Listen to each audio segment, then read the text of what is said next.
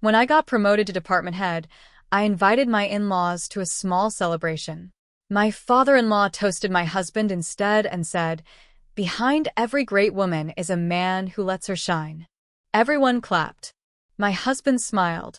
I sat there thinking about every night I stayed late, every overtime shift I picked up while they doubted me. 3 weeks later, I was invited to speak at a national conference. I took the stage alone. I didn't mention any of them, not even once. I'm not someone who talks much about myself. For most of my life, I just did the work. Head down, grind, prove myself. I grew up in Broken Arrow, Oklahoma, not far from Tulsa, where I work now.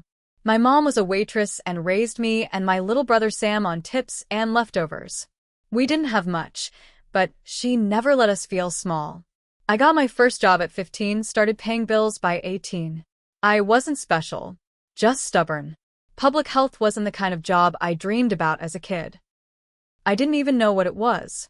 But once I got in the door, barely scraping by as a receptionist at the local clinic, I saw what it really meant.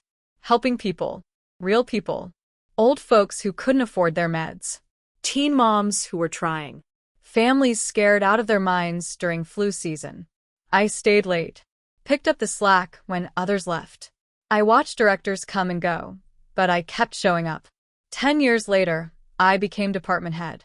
I worked my way through college, then grad school. I handled emergency response during COVID, rewrote grant proposals at midnight, and cleaned out storage rooms myself when janitors were understaffed. My team respected me. I knew every line of the budget by heart.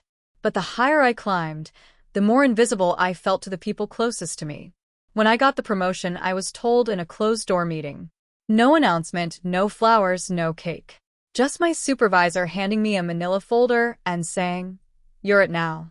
Congratulations." I went to my car and cried, not out of joy, but out of sheer exhaustion.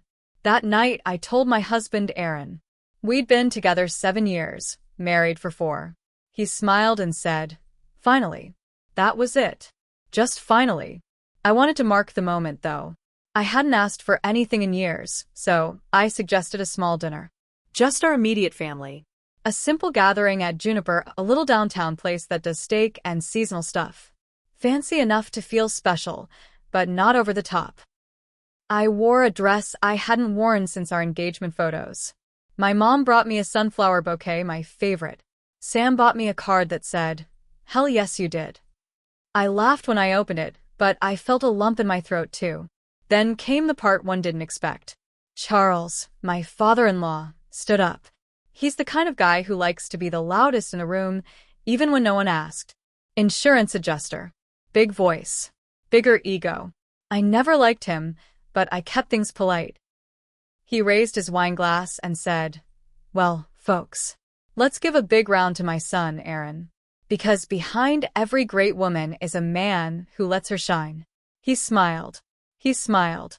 And the table? They clapped. They actually clapped.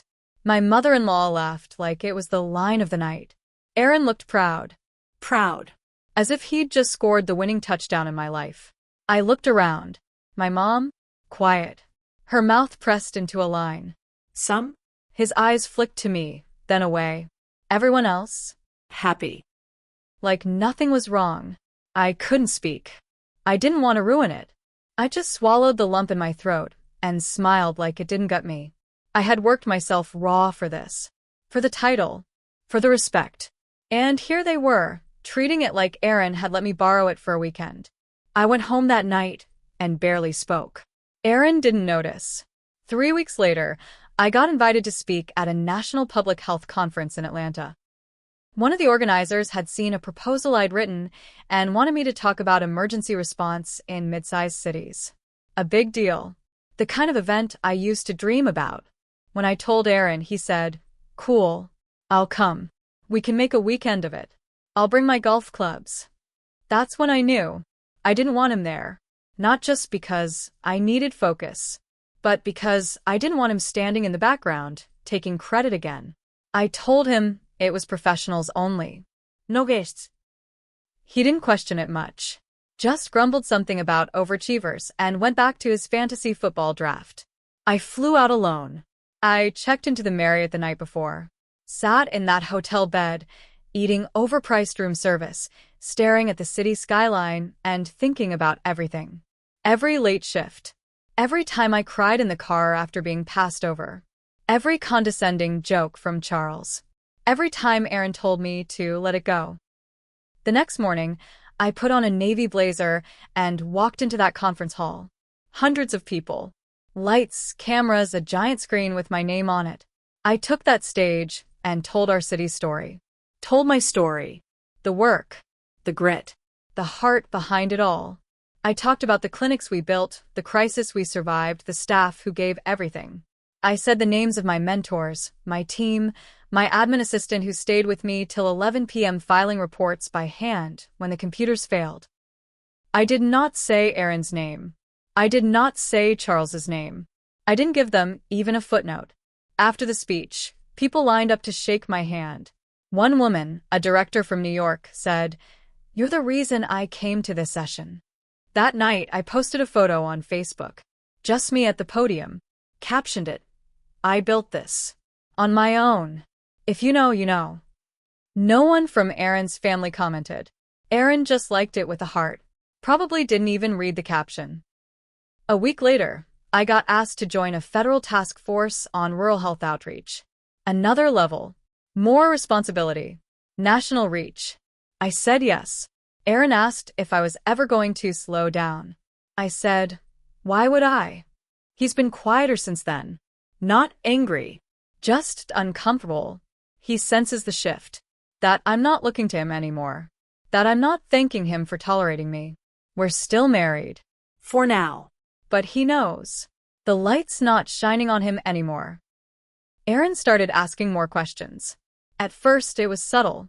"You're gone a lot lately," he'd say. "Think they're piling too much on you?" I knew what he meant. "Think you're getting too big." I ignored it. The task force role meant monthly flights to DC, remote meetings at odd hours, and phone calls from people who made real decisions. The kind of power I never thought I'd be near. My work was finally echoing outside Oklahoma. One evening, I came home late from the airport. My suitcase still in the hall, heels in my hand, and I saw Aaron on the couch, TV muted, just watching me.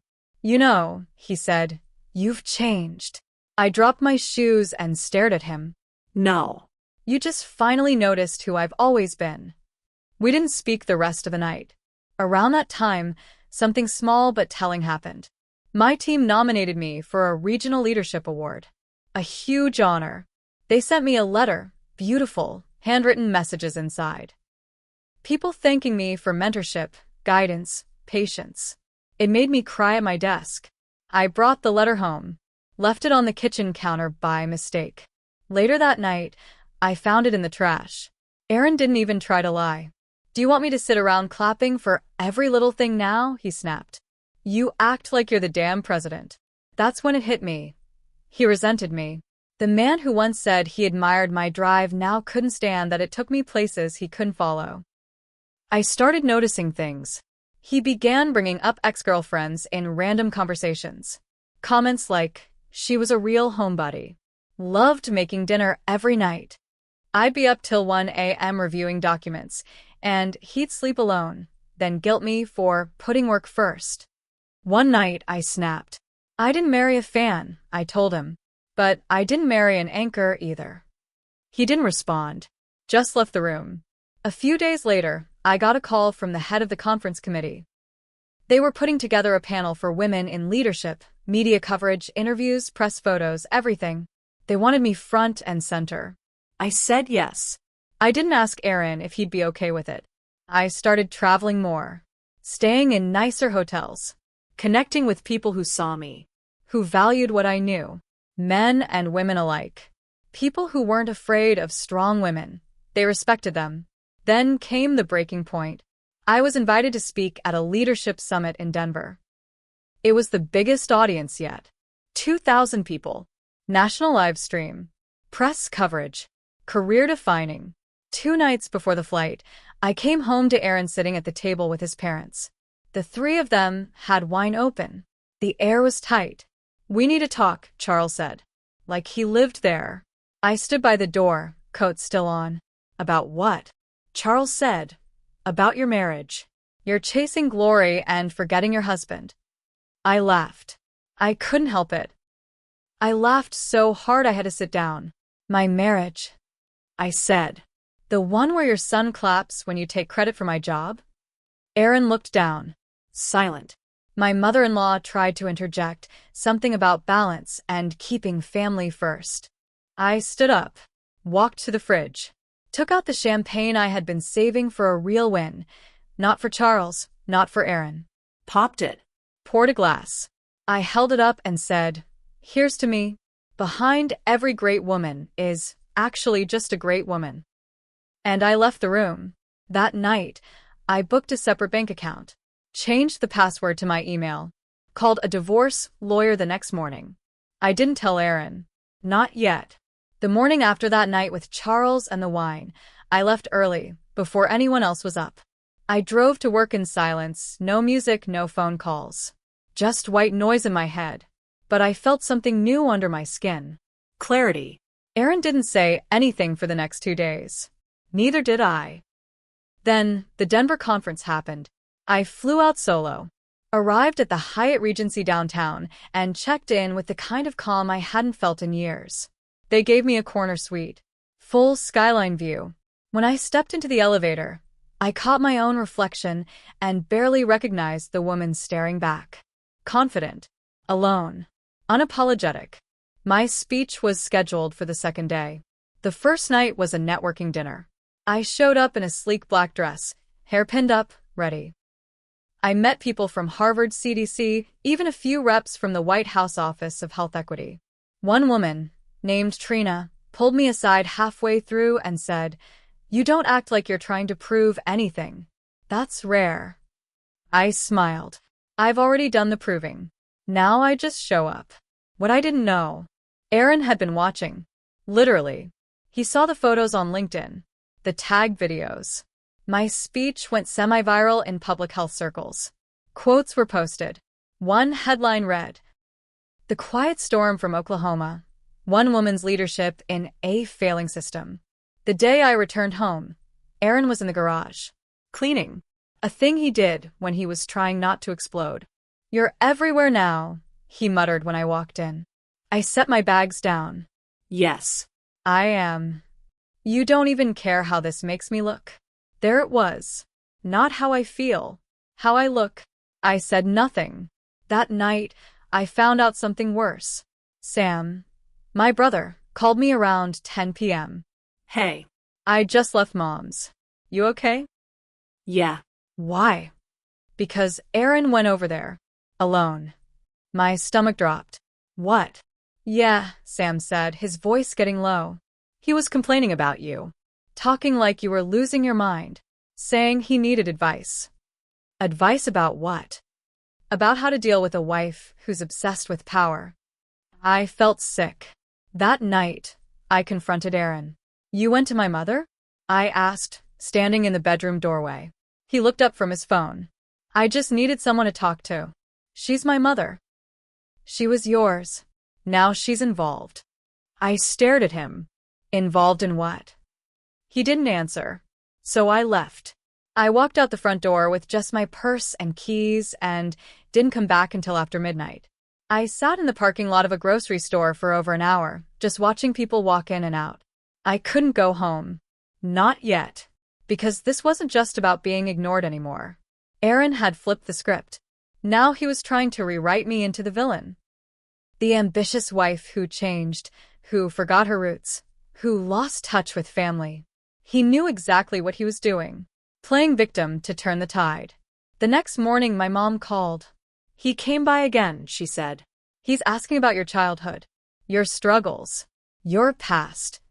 My blood went cold. He was gathering ammo. Trying to frame the story before I got to it. I had to act fast.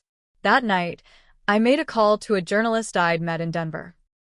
She'd asked to profile me for a national publication. I'd hesitated at first, but now, I told her I was in. I told her everything, well, almost everything. I painted the real picture of a woman who built something from scratch, who kept going despite the doubt, the silence, and the quiet sabotage from within her own home. I gave her my story before Aaron could twist it. The article would be published in 2 weeks. And Aaron? He had no idea. 2 weeks passed like a slow drumbeat. Aaron kept trying to push my buttons.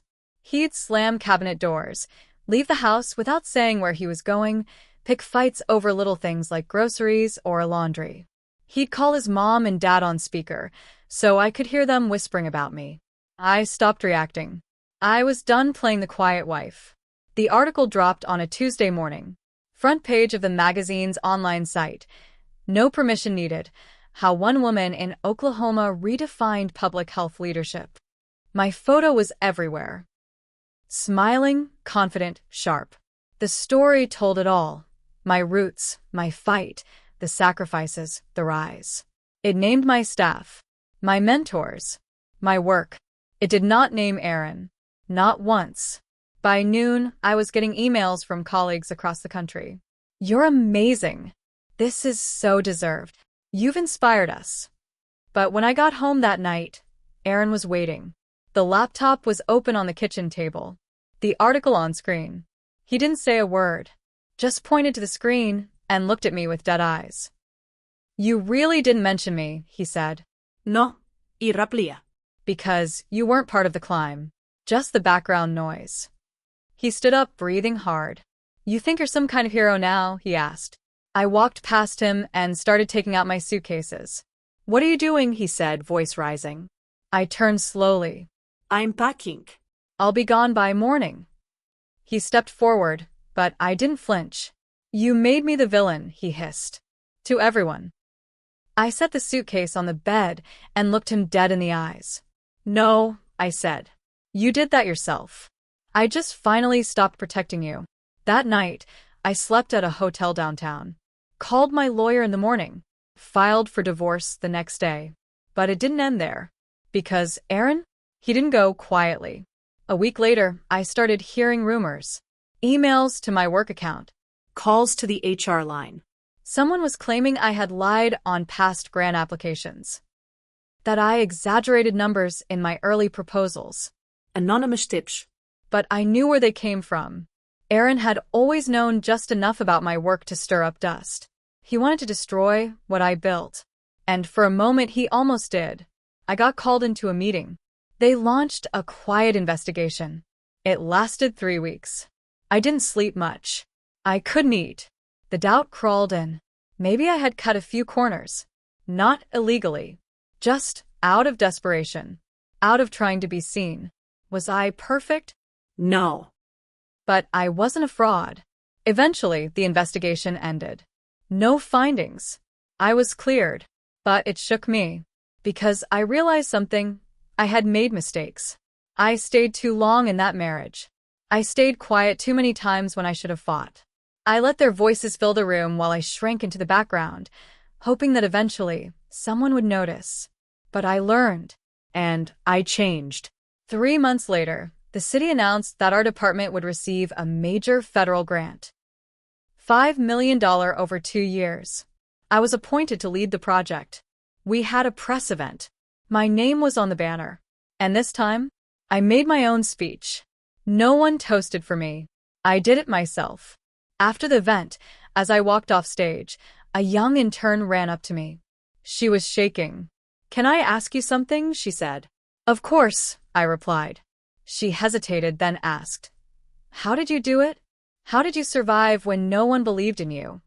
I smiled, took a breath, and said, I stopped needing them to.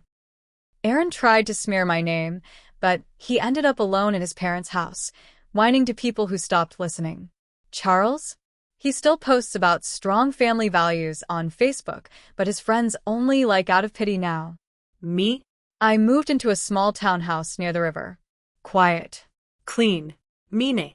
Sometimes, when I sip my coffee and see the sunrise hit the window just right, I think about that night at the restaurant. The toast. The clapping. And I smile. Because now, when people see me shine, they know exactly who lit the fire.